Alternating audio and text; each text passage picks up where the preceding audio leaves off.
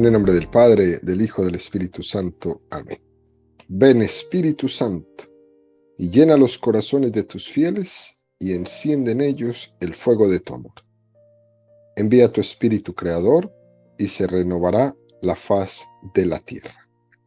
Estamos estudiando el Catecismo de la Iglesia Católica, su segunda parte, la celebración del misterio cristiano, primera sección, la economía sacramental, capítulo primero, el misterio pascual en el tiempo de la Iglesia.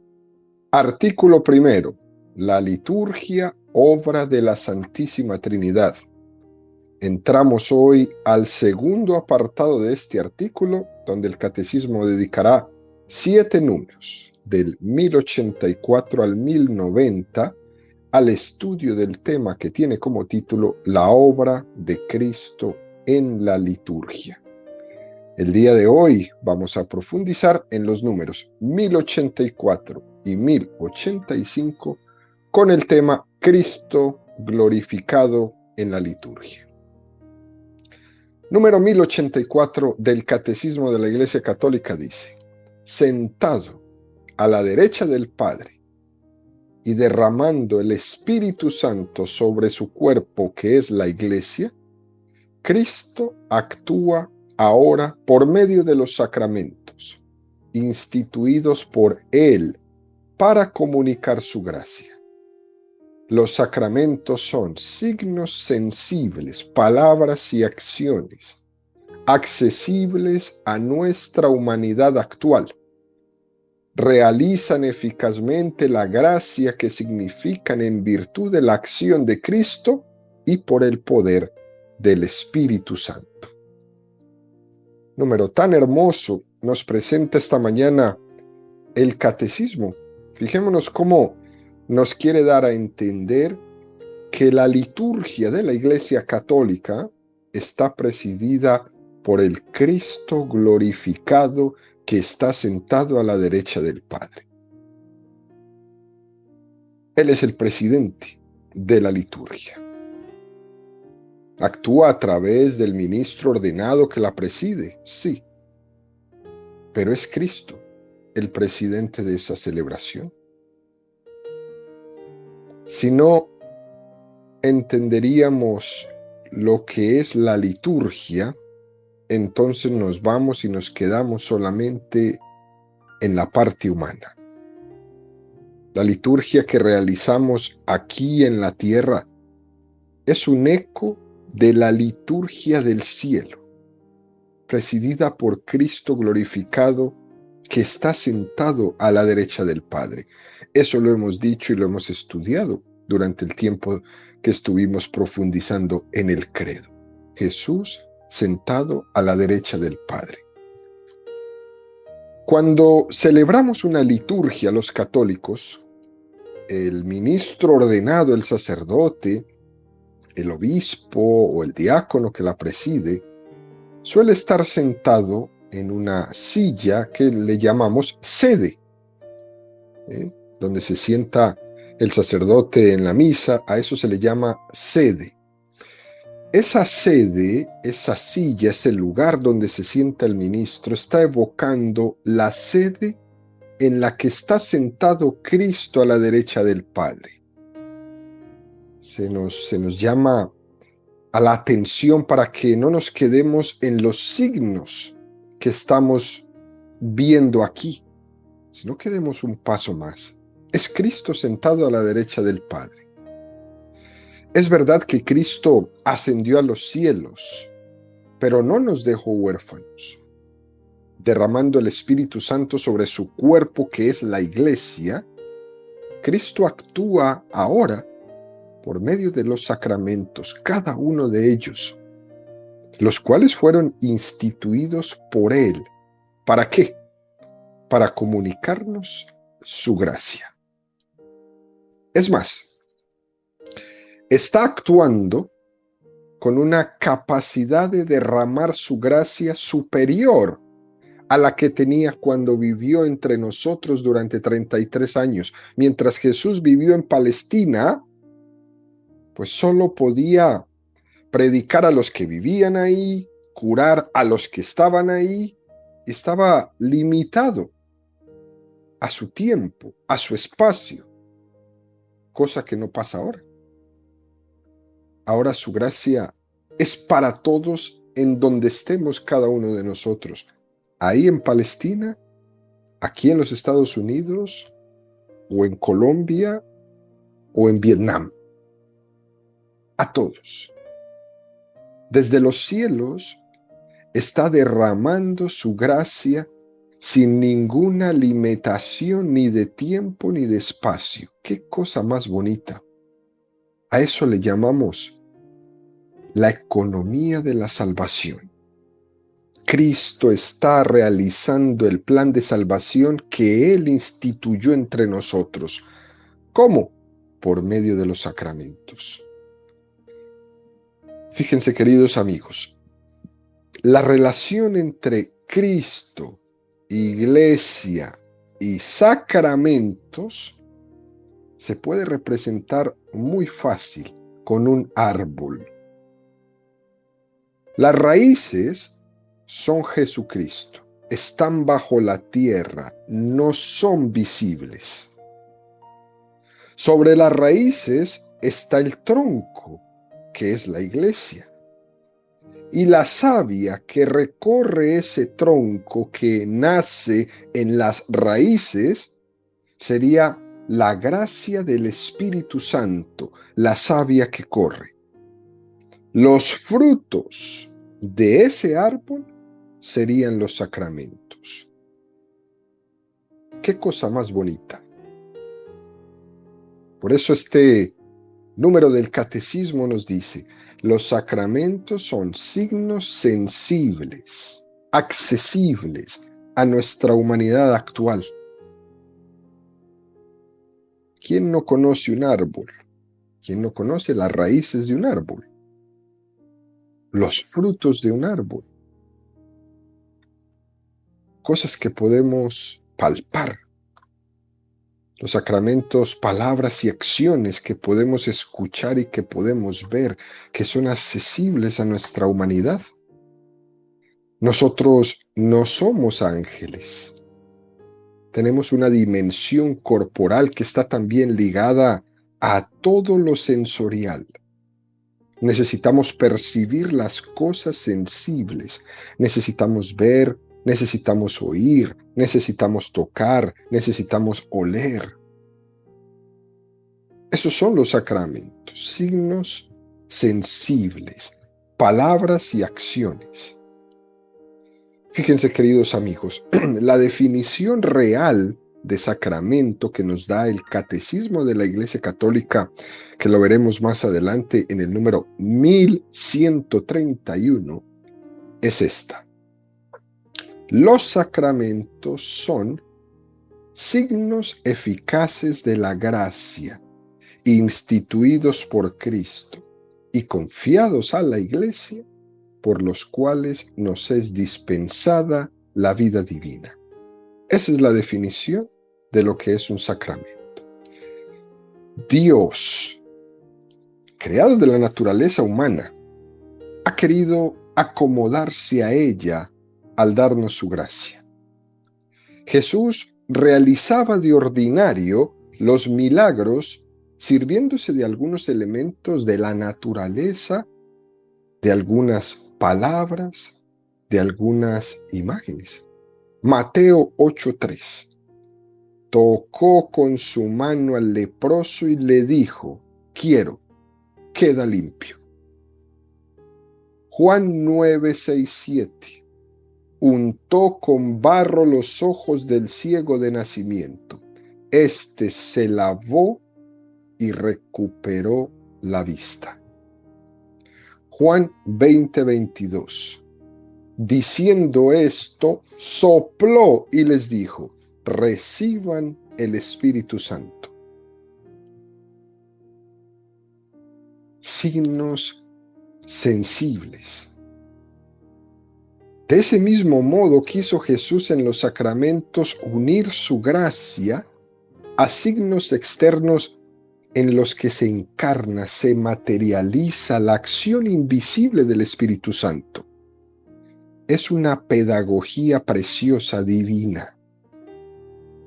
Dios ha querido comunicar al hombre la gracia sobrenatural a través de las mismas realidades materiales que usamos en nuestra vida ordinaria, dándoles una significación muchísimo más alta, dándoles una eficacia que de suyo no tienen ni pueden tener, pero Dios lo hace. Este es un signo más de la misericordia de Dios que se abaja a nosotros para que podamos entenderle, para que podamos ver de qué es lo que se trata tanto amor de Dios. ¿Se acuerdan ustedes cuando tenían niños pequeños, cuando tenían sus bebés? Uno a los niños pequeños, cuando les habla, usa un tono, usa unas palabras que si se las dijéramos a otro, a un adulto, por ejemplo, o a su mismo hijo, ahora que es adolescente, nos veríamos enfrente de él ridículos. Es más, cuando son adolescentes y uno les habla medio como si fueran bebés, le dicen o le miran a uno así como, estás haciendo el ridículo. Eso mismo hace Dios con nosotros. Él toma ese tono de padre enfrente de un bebé y se adapta a nuestra capacidad de entender. Una vez que hayamos podido entender algo, ya entonces Dios nos va pidiendo madurez en la fe. Pero al inicio Dios nos habla con un tono de bebé. No en vano, queridos amigos, la fiesta de la Divina Misericordia, que se celebra el primer domingo después de la Pascua, que es cuando Cristo dice, recibid el Espíritu Santo. A cuantos perdonéis los pecados les quedan perdonados y a cuantos se los retengáis les quedan retenidos. Es decir, recibid el Espíritu Santo para celebrar los sacramentos. Los sacramentos son la divina misericordia de Dios que se abaja a nosotros y nos habla nuestro lenguaje. ¡Qué cosa más preciosa! Cada vez que accedo, que recibo un sacramento, estoy recibiendo nada menos y nada más que la divina misericordia de Dios. Cada vez que una persona va y se confiesa, ¿qué es lo que está recibiendo? Solamente la divina misericordia de Dios. Cada vez que vamos a la Eucaristía y tomamos la comunión, ¿qué estamos recibiendo? La divina misericordia de Dios una y otra y otra. Y esa divina misericordia nunca se cansa de darse. Por eso cuando las personas pueden preguntar, ¿cuántas veces me tengo que confesar del mismo pecado? Todas las que quieras, porque Dios nunca se cansará de ofrecerte su divina misericordia.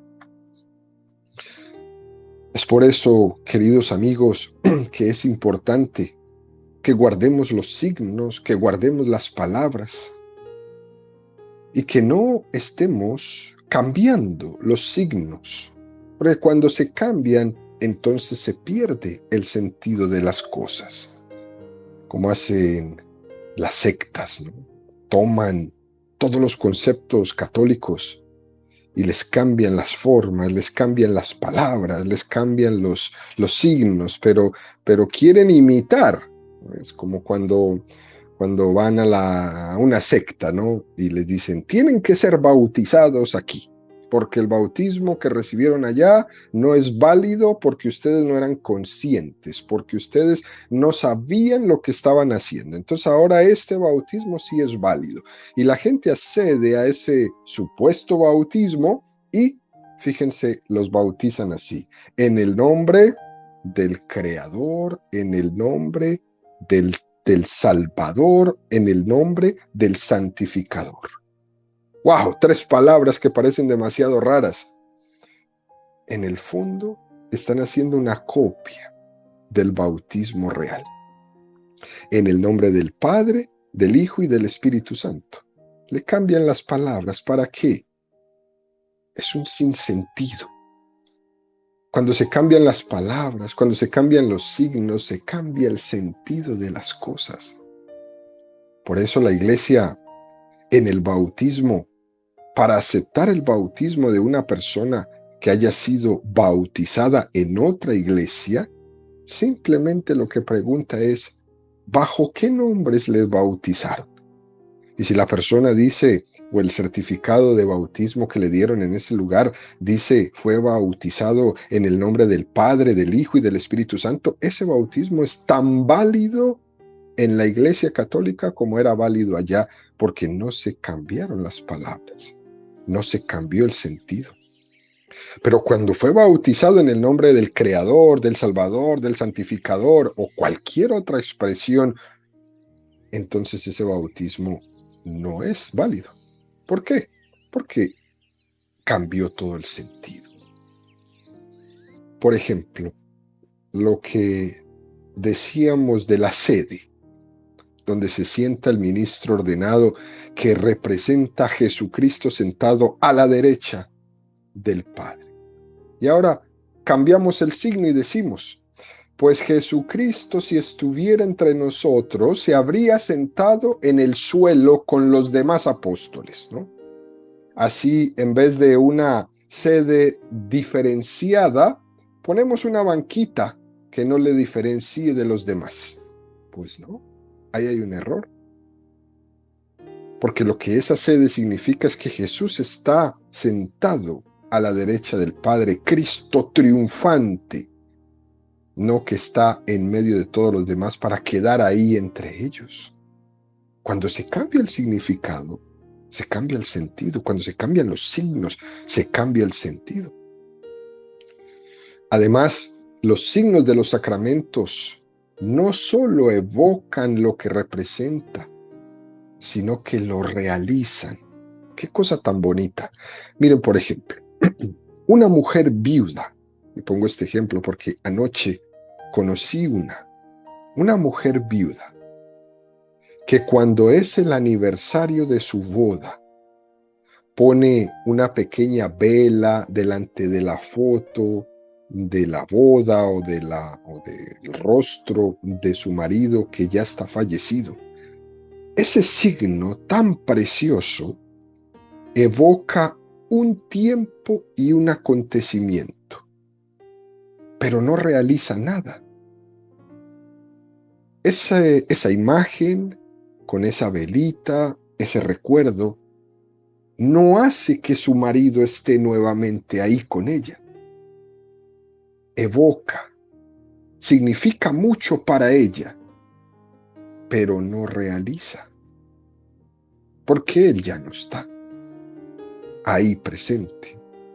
Evoca, claro que sí, pero no realiza. Los sacramentos no solo evocan lo que representan, sino que también realizan lo que representan. Esto es importantísimo, queridos amigos. En nosotros, los signos significan un deseo, pero en los sacramentos en Cristo realizan el deseo realmente, realizan eficazmente la gracia que significan. Cuando celebramos la Eucaristía, se hace el memorial de Cristo, y no solamente haciendo un recuerdo de algo, sino haciendo presente con toda su potencia esa realidad de la presencia de Cristo bajo las especies consagradas de pan y de vino.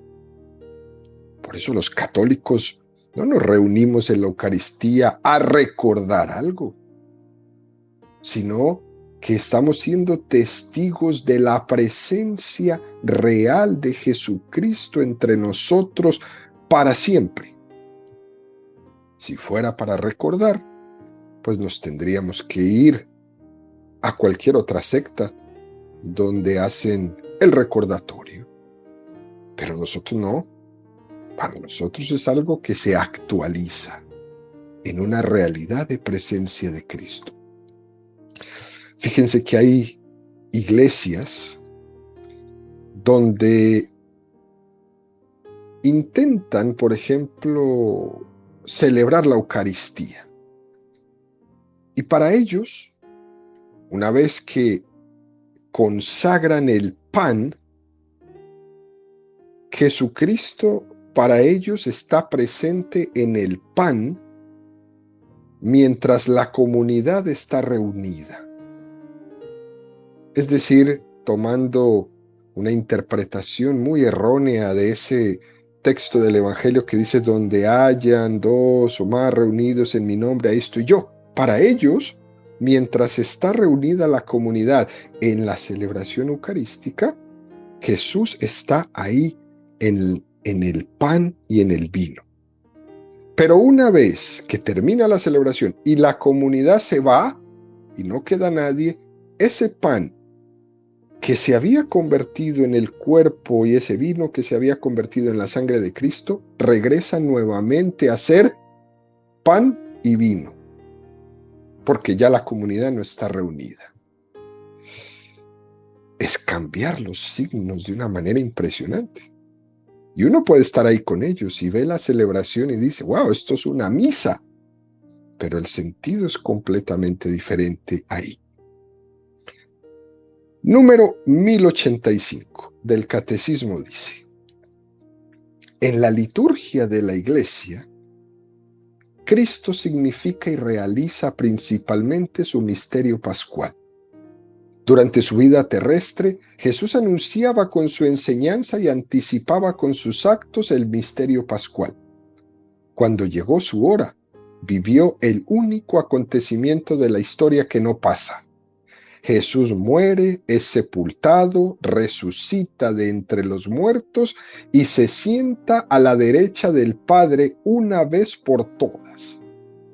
Es un acontecimiento real, sucedió en nuestra historia, pero absolutamente singular. Todos los demás acontecimientos suceden una vez y luego pasan y son absorbidos por el pasado. El misterio pascual de Cristo, por el contrario, no puede permanecer solamente en el pasado, pues por su muerte destruyó la muerte, y todo lo que Cristo es, y todo lo que Cristo hizo y padeció por los hombres, participa de la eternidad divina y domina así todos los tiempos, y en ellos se mantiene permanentemente presente. El acontecimiento de la cruz y de la resurrección permanece y atrae todo hacia la vida. ¡Qué número tan hermoso! Fíjense, queridos amigos, lo que nos dice. Vivió el único acontecimiento de la historia que no pasa. Romanos 6:10. Su muerte fue un morir al pecado de una vez para siempre, mas su vida es un vivir para Dios. Hebreos 7:26-27. Así es el sumo sacerdote que nos convenía, santo, inocente, incontaminado, apartado de los pecados, encumbrado por encima de los cielos, que no tiene necesidad de ofrecer sacrificios cada día, primero por sus pecados propios, como aquellos sumos sacerdotes, luego por los del pueblo, y esto lo realizó una vez para siempre, ofreciéndose a sí mismo. Es un acontecimiento real, sucedió en nuestra historia. Es un acontecimiento absolutamente singular, porque todos los demás acontecimientos suceden una vez y luego pasan. La historia se los come, son absorbidos y después a los que nos gusta la historia contamos historias. Pero el pasado se las comió. A las personas les encantan las historias. A los niños les encantan las historias. Pero se cuenta como historia. En cambio, el acontecimiento de Jesucristo, ¿no? Ese es el único que la historia no lo ha absorbido. La muerte, la resurrección y la ascensión de Jesucristo a los cielos es un acontecimiento que no lo absorbe el pasado, que se cuenta y es tan real hoy como hace 2000 años, cosa que no sucede cuando estamos contando una historia de, no sé, del rey David o de los macabeos o del exilio en Babilonia o de Adán y Eva o de cualquiera, incluso de la Primera Guerra Mundial, de la Segunda Guerra Mundial. Cuando estamos hablando de Alejandro Magno, cualquiera, nada. Se los absorbió la historia. Pero el acontecimiento de Jesucristo, ¿no? No. Y lo que hace que este acontecimiento de Jesucristo sea distinto es por un doble motivo. Primer motivo, que el protagonista, el que estaba viviendo este acontecimiento, es una persona divina. Ese Jesús, que es la segunda persona de la Santísima Trinidad, que había tomado carne humana, es verdadero Dios y verdadero hombre. El que estaba viviendo este acontecimiento era una persona divina, por eso no pasa, por eso la historia no se lo come, no se lo absorbe, no se pierde, sino que trasciende. Jesús, en el acontecimiento de su cruz, estaba ofreciendo a Dios Padre. Es un ofrecimiento que tiene lugar en el cielo, en la trascendencia de que la segunda persona de la Santísima Trinidad era la que lo estaba obrando. Por tanto, aunque es un acontecimiento que tiene lugar en la historia, trasciende la historia. La historia no puede contra ella. Cristo murió una sola vez, el día 14 del mes de Nisán, según el calendario hebreo. Un día histórico, donde además hubo un eclipse, hubo un terremoto, ocurrió. Aquel hecho histórico, ese ofrecimiento de Cristo al Padre, trascendió la historia y entró en la eternidad. Por tanto, cada vez que los católicos celebramos la Santa Misa, estamos participando de aquel ofrecimiento que está teniendo lugar en el cielo en ese mismo momento. Porque en la eternidad no existe el tiempo. Todo es un hoy. Cristo hoy ofrece su vida al Padre como la ofreció en la cruz el día 14 del mes de Nisán de ese año según el calendario hebreo. Eso vuelve y sucede. Es el mismo sacrificio que ocurrió entonces de una forma incruenta. Resulta que el Jueves Santo, el jueves que el mismo Jesús instituyó la Eucaristía, era la víspera del Calvario. Jesús, en los signos que instituyó, anticipó lo que iba a ocurrir. Tomad y comed, este es mi cuerpo que se entrega por vosotros. Todavía no había ocurrido, pero Jesús se estaba adelantando en la víspera de lo que iba a pasar, en la víspera del Calvario. Juan 13:1. Antes de la fiesta de la Pascua, sabiendo Jesús que había llegado su hora de pasar de este mundo al Padre, habiendo amado a los suyos que estaban en el mundo, los amó hasta el extremo. Se habla de una hora que luego se eterniza. Esa hora es la hora de su ofrenda al Padre en la cruz. Y esa hora humana, como ahora 8:45 de la mañana, esa hora humana que sucedió ahí en la cruz se eterniza. Juan 17:1. Así habló Jesús, y alzando los ojos al cielo dijo: Padre, ha llegado la hora. Glorifica a tu Hijo, para que tu Hijo te glorifique a ti. Es curioso, queridos amigos, cómo por cultura general nos enseñan los expertos de la Sagrada Escritura que el Evangelio de San Juan se le llama el Evangelio de la hora. Se usa mucho. Mujer, todavía no ha llegado mi hora, le dice Jesús a María en las bodas de Caná, el día que empezó su ministerio. O cuando Jesús decía: se acerca mi hora, ya estamos en ella. O ya en el mismo momento, ha llegado la hora. Es verdad que todas las horas de Jesús fueron redentoras, claro, todas las acciones de Jesús fueron redentoras, pero hay una hora especial, porque esa hora se iba a convertir en una hora eterna, la hora del Calvario. El misterio pascual se eterniza. La hora de ese sacrificio se eterniza. ¿En dónde? En los sacramentos, por los sacramentos. Este es el único momento de la historia que no pasa, como nos enseña este número del Catecismo. Vivió el único acontecimiento de la historia que no pasa. Es el momento en que la historia entra en la eternidad.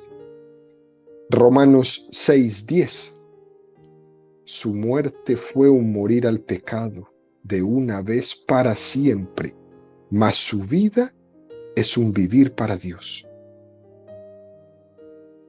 Hebreos 7:27, que no tiene necesidad de ofrecer sacrificios cada día, primero por sus propios pecados, como aquellos sumos sacerdotes, luego por los del pueblo.